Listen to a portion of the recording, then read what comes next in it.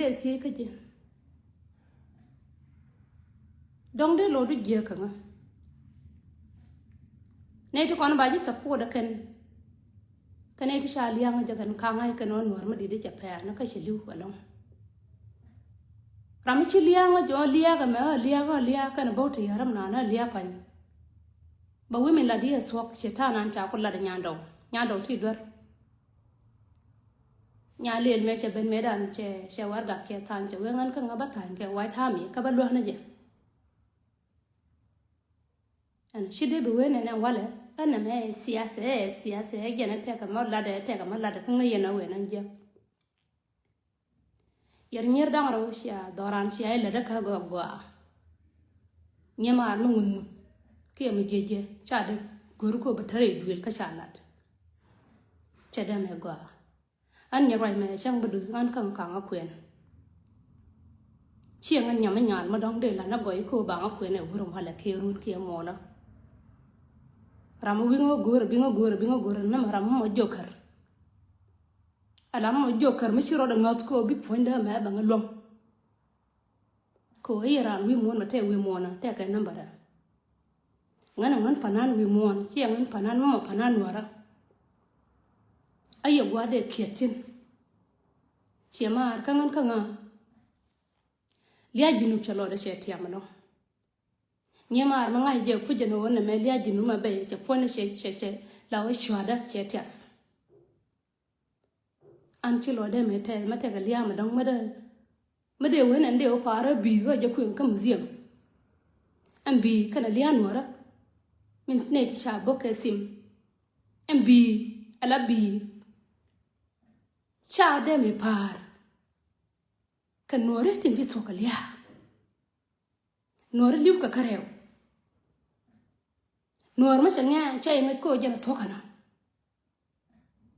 la shay ngai bo na tin wana tin ka we nora angan panan kel ma shay de me ko an ma raja ka media shade me la safe ka ayyaran manenwa kwela o jiran mi shiriyam ma shi sacrifice bi bara ka reta bombom bi dor la nyuzi shemar anende no ka nyale e o kwana par akwana janga ka kwa kwatin ka mangun ma yang dong adong de ja paskasin an chata de la hier nyale malana me shi tera kona ji tel kon chome an gwal tel kon gwalat mu chan gwal let kon bi kala gol chankel I really love you kama tema magwi ko je shi ko de la daka abilad we ba ay gor kala gor ka jini siam kala din gwi dan tin ay bi salfa bi be o kura moy ka kel ko ne ti kon to wi kom ta de ka kan gol dang ro jen doctor yama sharta ka sigin kanan jen salfa kan dang ro ka kan ne ti kon liuna ka kwidian go ama kuna liu ka kwidian kura moy ka kwi an gor na kwido ti kwi ngadien way nora nyalel bi ay ko gwi min tan yensin ko bi mu wa shel ke diel yone ke diel mayni ke diel ti konan cha san ke lian nora ajan de na ya pa ajan de yan widun de yan widur ta ka media ma sin ta ka ne ta ka ran platform ma shabe mention ne ana je shagwar ka ma sai de minan chagor gwaran chagor ye ba ka dunde ba wa screenshot kare nyin ka mi post ko nyin ka post ka kui kana me mana ta yen wore ma liuna ga edundun ana dundun o ma sai jo jin ka ji awang du te ka tur wang du ma ku poj bina ben ajan ja wedwar me sienen ma log roi ke kui le jo kui roi ku tine be ben ma bele dwar la bele je ansel nga ter ko nyale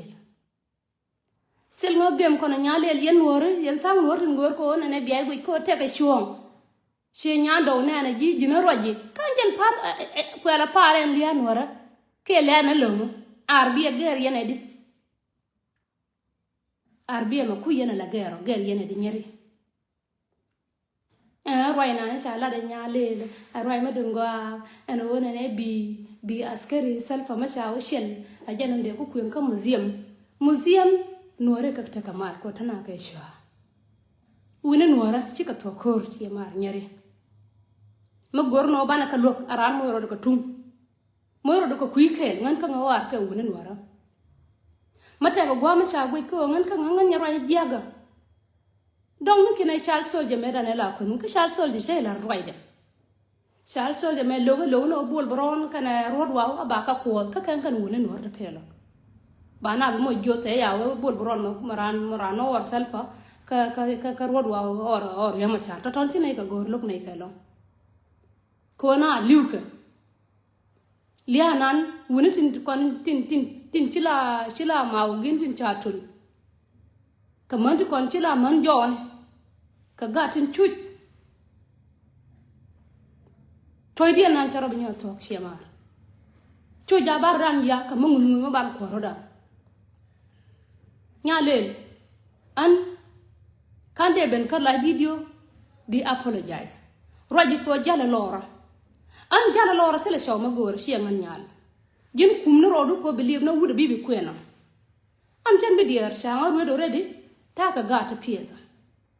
okay sharo da nen ta gat ka shaka da khalas antare musuli mal wal mati da chet malena talwal antare musuli ka antar manene ngama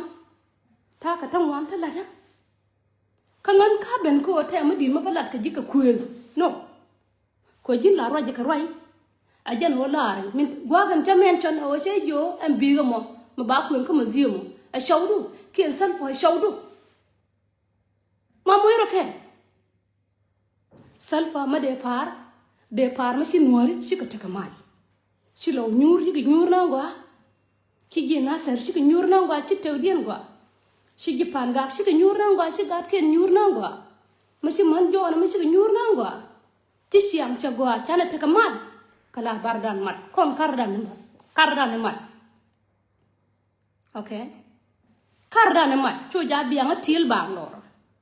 andara odom dian kon dialo matan wi mona me ayeran te ka lwangde tika min gori bilat ka lebdu ko ba gorji ko lo we nor a charo lo ko ngan ka ngosha bi mo bi askari bi salfa mo waka diel nor ko nor ka liu kare la ro bi jang liu aliu na nor ne siang gor ka na yow gor ka na mai siamara shabi chay bi pan nyale ne an gi lo du ci siaga long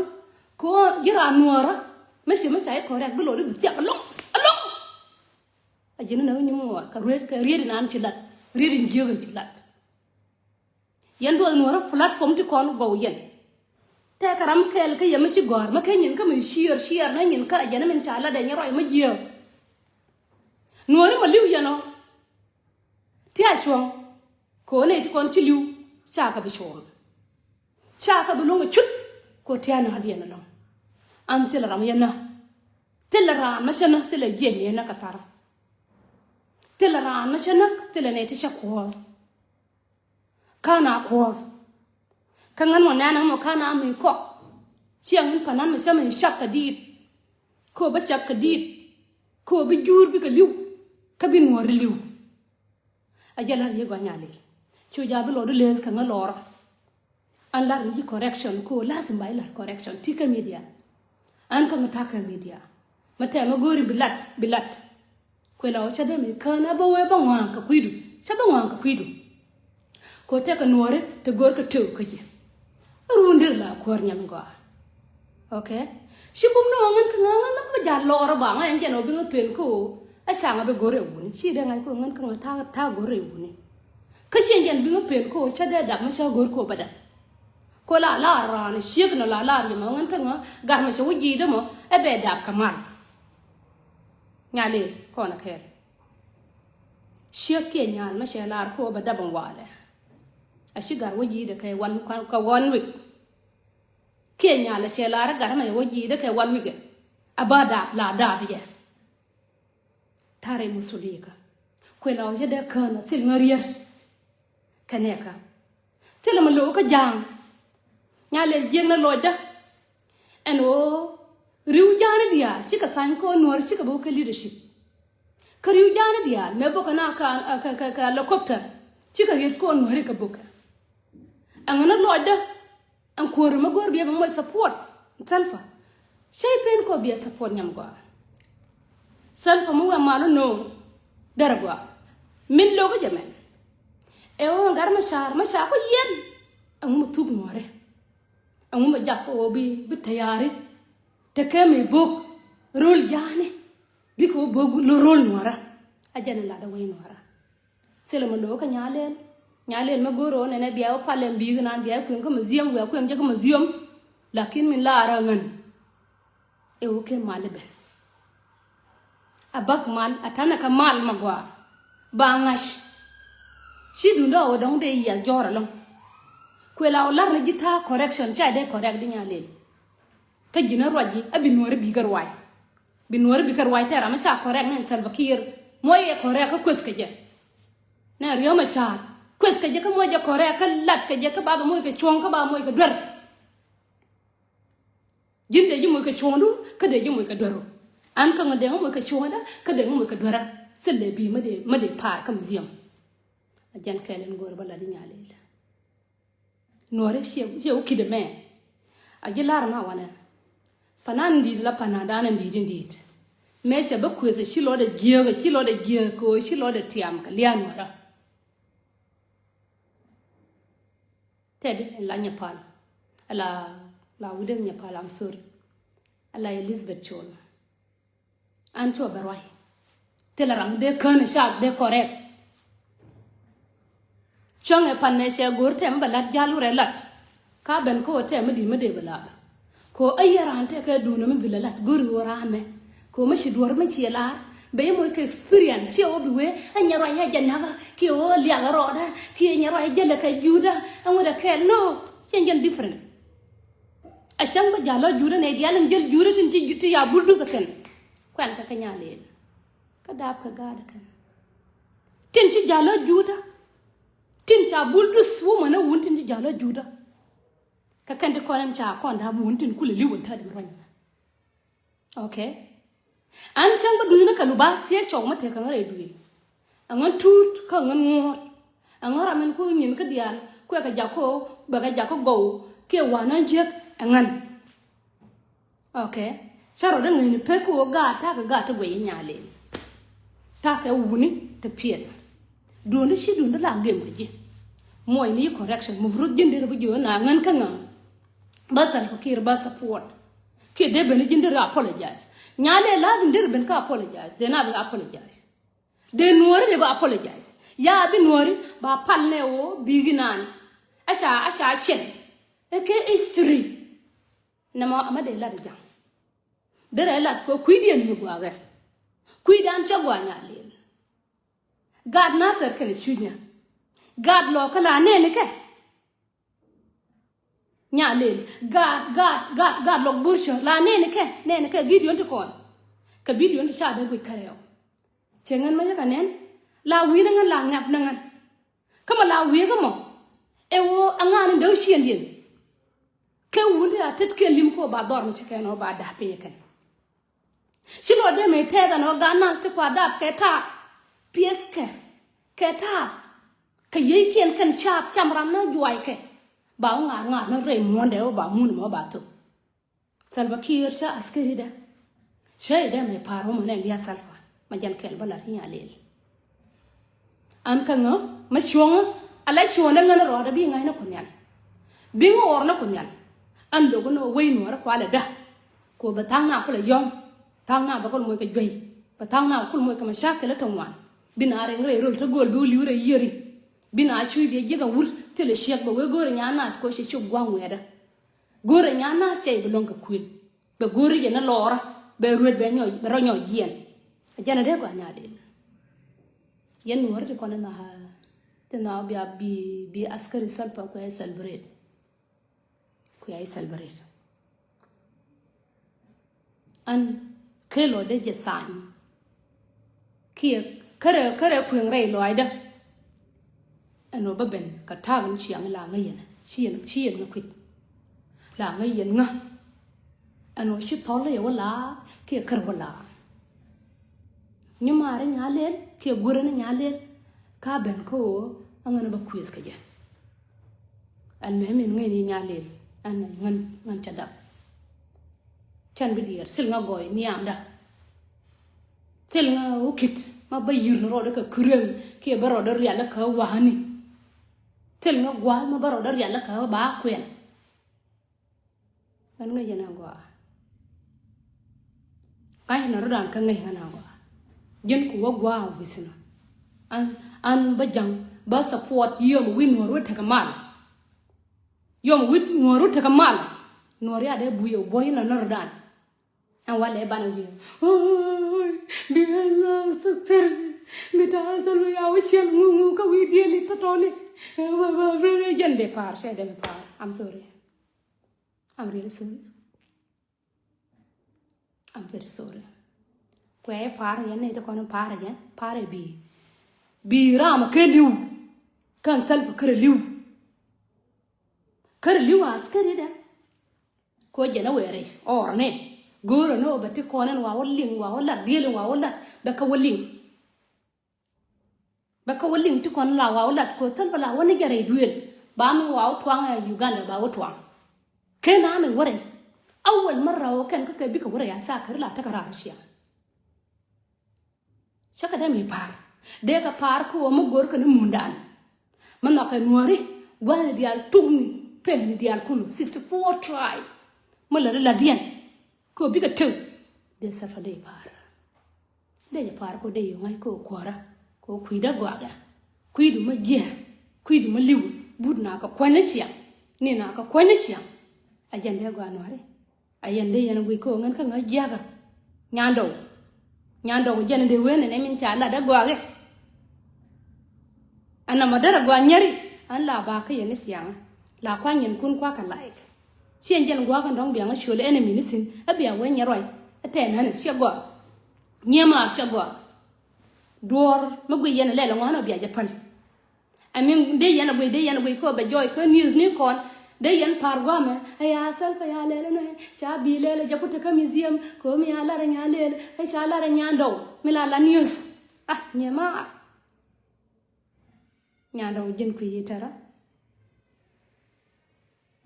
nyari nyamar cara long nyamar kaya cara long nyamar kaya ma njen ta ko na nyamari aliya wuna nuora si njen bandi yarar na chede barar ka kona barar lelo ngano ma si dornen tela tigil pale mishi yana no ma shabay pale yendang raw jin nya lel yana nyando naka rwai nan ko jin nyando ci rwai minan ci women cha lar rut nya lel amma gwa ga long yani sharo ko minan cha lar nyamar am sori ne ko nyala mo an ko nyalde jojin ko godin kon ya ko tu kata ya wuni ko yika to show ne shi ko to wo show ko ke da mari ko ke gwalle ne ko ke gware ko shikala ngul ka shur shikala disable waskian chaka ngar tel ka siang tel ka man chuit ka gat ken chuit ka liu ka jwa ya de jo sharwa go ko chang ko ngala wang de wa ko nyala ma de ja lar je kama la de je ma te guida an ta da mi tan ko la lo go dwer che jo chu dong ka chu ran nak chu ma je chu i support an cha da ma cha an mi la ra yene siang nya mar la ta lo de ka rwani kun ko la wora ka nya ma la sharen ka kusu nyamda la sharen ka an jole kan nyamda che jen mukin mo bi yero yene ma yene jen lian wora na bi liu kana jen lia da ko dia ramate chuang ba mier gonga an na ngan hor an chuang ma na ma de ter ne bara la ya ra ba rwai ba shur ba mention nya mar lia wona wor ka re no na ngwa la roje ne siang gwa ga lakin dum sal fama amma de dole deri dole ngan ka jo chet dier ko biya kwes bira ma kel ma kaliw bi askari mene dial soup lenka ja agan nuora ma dum tiit ma payda gan nuora ma payda fa wala ko nuora ma nana kama kuka liwuna ma tar kana mun arama chu jabe dorlar arama chu jabe bi chonglar ter na le chong kana dor nuora ma liwen tadi ay chong kana dor anjan kai kana so chong kana dor kai kana so min lat kai ba support okay maladina kai by support maladin so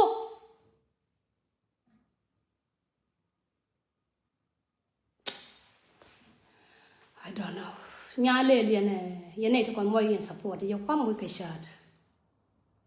gur ke sheg du ke gadu la yene to kon moy rier nan chay si jin nyale le to kala show du ke gadu ma de da ka gwala ma cha na salfa runde na jote ke bi self ma ba support ko agar ma ci daba jin ka riyam ma ci daba jin de bay ma yam gi ane to ko nan ci liwa kana la wa ni ci no re chora ngalo na me ma jia ajana ngana ma ci we ku ida lat ba yelo jia adunga ma ba no gan mala mu ko ri tongwana wo ma ci we la de chuong ba lo ko la dunga ma ba lem edung amba nyo liek ma de we ro nya ndo wo tene ka ro nya le tene edung amba lem andara odam dien ko ndian wi mo na me ayran important nya le jin very important ayran important ti ka long do ma sa kam ji kun yal o bi balat ko ndian ma tan wi mo na me ayran te ka anjo la ka ayran te arana important telara ma de me wengan ka nga asil nga lod wi mo kondian ayaran te kala de me ya kam de kun nyal an wabalat an tel ma shani ko ji tel ma de me shani ko ji nyuma ko la wonya lela ko wa kan jen bi duna bi tarfa wer ke bi askari selfa ko pa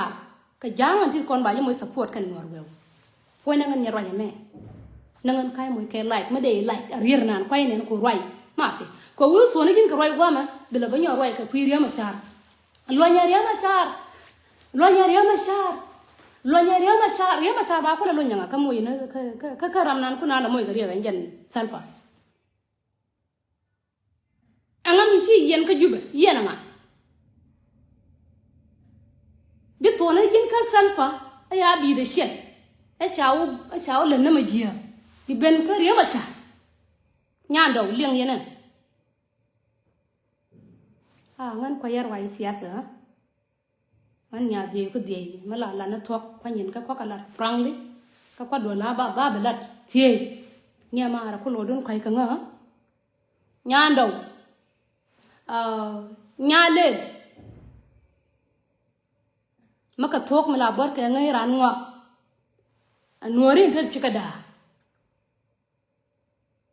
la ngano chika bi apologize bi rodu be explain ba je go raken